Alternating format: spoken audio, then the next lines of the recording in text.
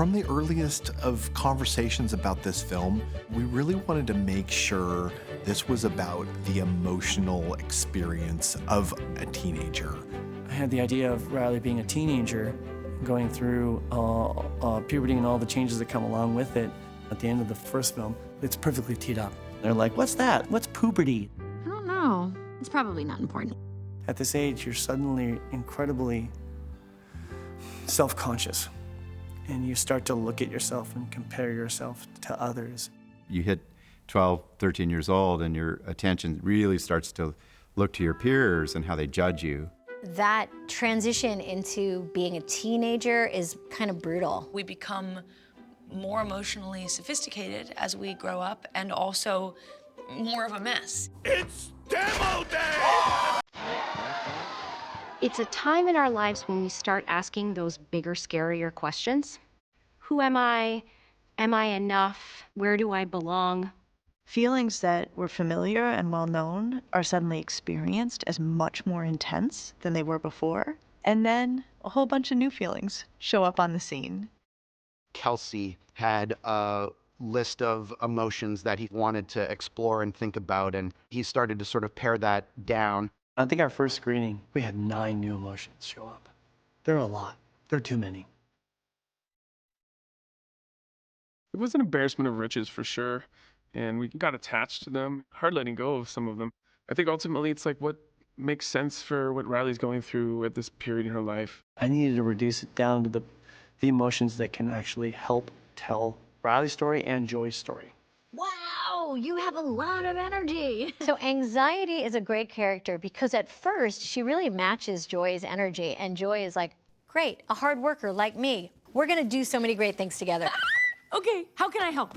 Anxiety really does want the best for Riley.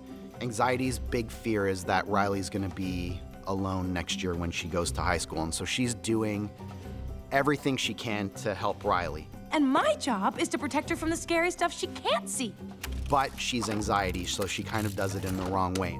In a way, she's a perfectionist, and yeah, she wants to keep Riley winning, and she wants to keep Riley with the cool folks, and she wants to make sure Riley is the best she can be. Let's go.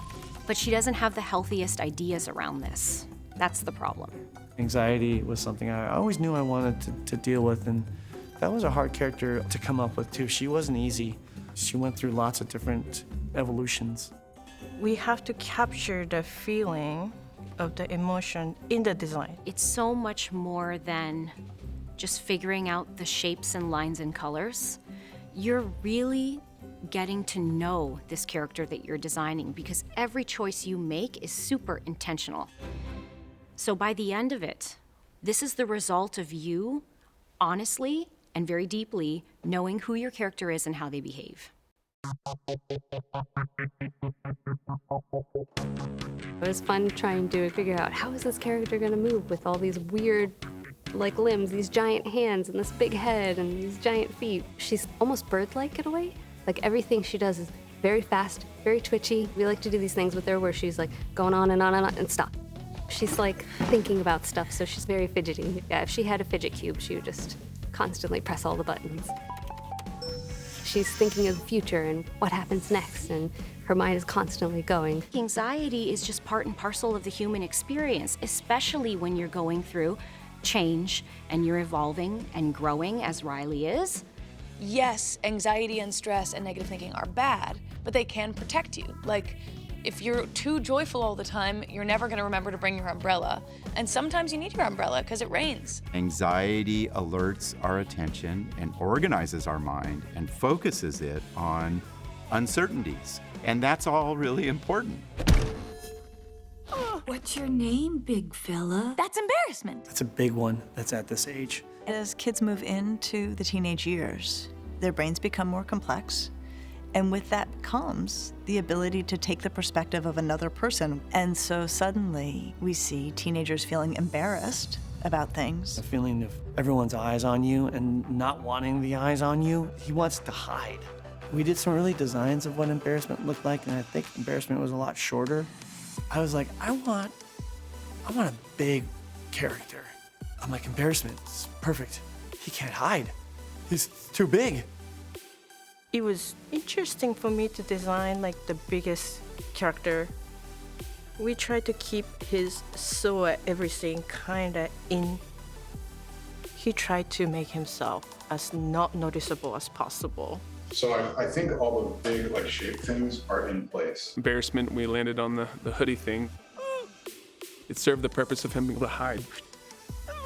Embarrassment does a couple of really important things. It's signal, which I studied, the blush and covering of the face and the turning away. Like a lot of what we call appeasement displays in social mammals, signals to other individuals like, hey, I made a mistake, forgive me. It triggers a lot of forgiveness, right, and reconciliation very powerfully. In contrast to embarrassment, envy is the smallest of the emotions. But she's got a big appetite for the world and the things that she wants. We've cast the great Io Adebari as the voice of envy. I like it. Because I was playing a character that was so small, I feel like we had the idea of getting to make the voice really like big. Val wants us! Sometimes it's really high, and sometimes it's very low, and sometimes it's very like very Muppety. Coach will either make us a firehawk or doom us to a friendless future. She just came in with so many interesting ideas and thoughts that are really helping shape this character. However, much of that is usable. Envy was probably the hardest one to figure out who she was. It is an I want emotion. Can kind of quickly go to a place that's sort of whiny or complainy. We struggle with how she is not likable. Envy went through a bunch of completely different designs. One day, Kelsey had this drawing of this character with like just a big eyes. And then from there, Jason Deemer said like, maybe inspiration should be like, sad wet puppy. It's like this sweet little, it's like a dog wanting your food, right? Like, want that, We started really thinking about what's good about envy. Bringing envy into the picture really does capture something that I think teenagers feel all the time. Aware of skills or talents that other kids have, that they themselves wish they had, wondering how they can get it. And they use that as sort of inspiration to work harder, to stretch themselves. And in the process of envying and admiring, they expand their own capacities. Pardon, excusez-moi. I've been waiting my whole life for this very moment. I think one of the hardest parts about being a teenager is you have to become increasingly independent while still living at home. Your folks know what you're eating, what you're doing. They know a lot of details of your life no matter what you do. And so one of the ways that teenagers accomplish a sense of independence is by becoming more psychologically distant. And so for me, Ennui captures some of that. Love Ennui. Love her. Ennui was a fantastic challenge because she's essentially boredom, but she's also more nuanced. She has layers of chronic dissatisfaction, general weariness. There's this undercurrent of entitlement. So I really loved the whole princess spoiled brat angle. The history of the word and the emotion itself traces back to French aristocracy and the children who had everything, and that led to absolute boredom and disillusionment. The best piece of reference was always found in some royal painting of a princess just covered in luxury and looking so bored. Ennui is all about minimal effort. Ennui is really lazy and blasé.